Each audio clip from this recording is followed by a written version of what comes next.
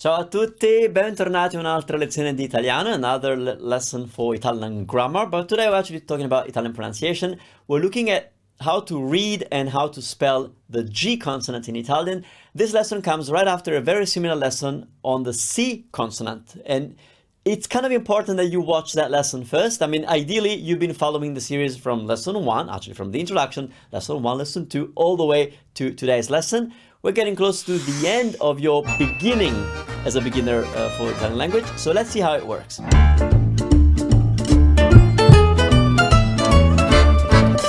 So how do we deal with the G consonant? Well, we have two traditional issues, the spelling and the pronunciation. The pronunciation is actually not that hard because, as you know, the G consonant has two potential sounds. What you see in those brackets is English letters, to give you the idea that that's a G sound or a J sound. So Italian G has two potential sounds, G and J. So if we were to have all the G sounds, you'd have no problem. Give me the combination with the 5 vowels. I know you can do this. So yeah, ga, ge, gi, go, gu. Ga, ge, gi, go, gu. And how about the J?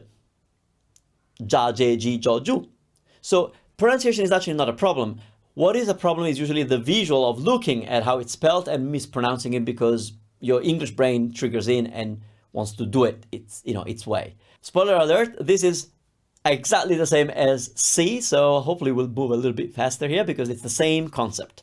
So Italian G has the G sound. G sounds G before A, O, and U. This, again, it's your instinct in most cases for those words in English as well. So we got ga, go, gu. No special thing to do. You put a G before those and you got g, ga, go, gu. Gatto, cat. Gambero, shrimp. Gorilla, I don't know why they're going backwards, but gorilla, that's the edible. Guanto, glove. Alga, seaweed. Mago, magician. As you can see, every time we have G with an A or with a U or with an O, we have a G sound, and that's fairly straightforward. I don't think you would have said anything else. I mean, maybe guanto is a little tricky because of the UO, but you still would have the G sound. So how do we make G sound before A and E? Now, if you remember how C does this, how does C maintain the K-ness? By throwing in the H. So we're going to do the same here. That's how we spell ge, and that's how we spell gi. We have to add the H. It's silent, and it's only there to say, hey, this G consonant actually sounds g. Why? Because without it, it would sound something else, which we're going to get to in a minute.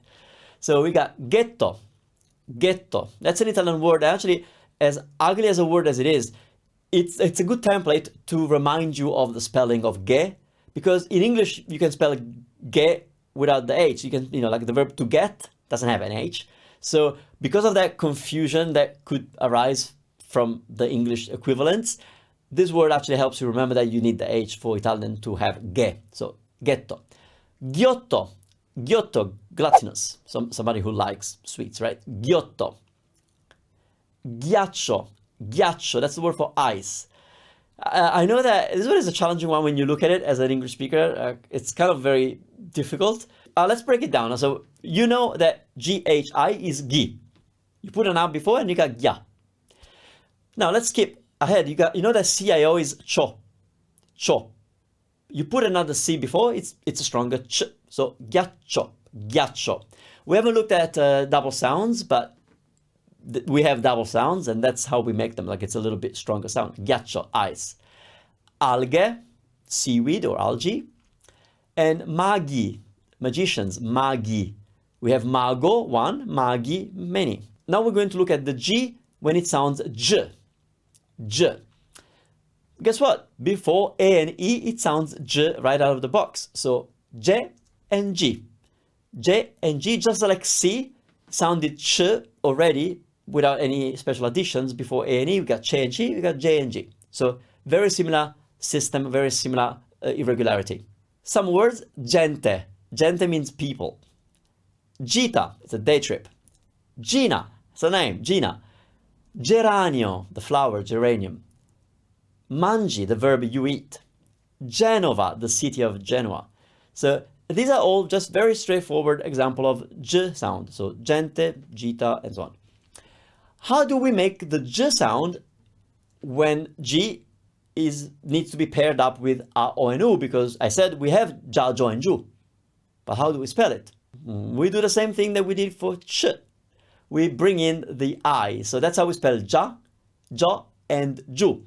And once again, those blocks, those combos are one single sound, except for some exception words where it's pronounced Gia, or I don't think we have Gio and Gio. So Gia does exist, but exceptions are so small that the idea is that that's a block and it's one sound. Ja, ja, jo, jo, ju, ju.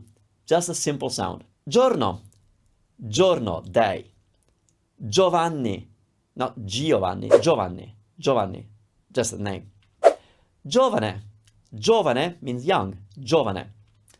Gianni, that's another name, Gianni, not Gianni, Gianni. Mangiare, to eat. Giù is the word for down, giù.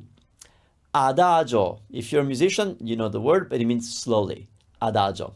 So to summarize things, G sounds G when it's spelled in these following ways. Ga, ge, gi, go, gu. Ge and gi need the H. G sounds J when it's spelled this way. Ja, with the addition of the I, silent I. J and G, nothing special. Jo and Ju with the I. Otherwise, if we took the I away, we would have ga, go, and gu. So we gotta do something. So by now you're totally familiar with this and you understand why it's happening. So here's some tips that are based on common mistakes. The Italian G never sounds like the French J. So it's never going to be buongiorno.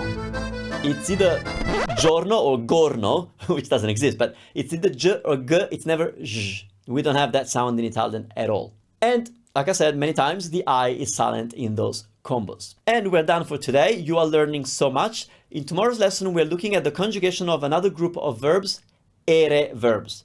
You've learned are many, many lessons ago, and now you are getting close to learning ere verbs. Ere verbs. Alla prossima. Ciao, ciao.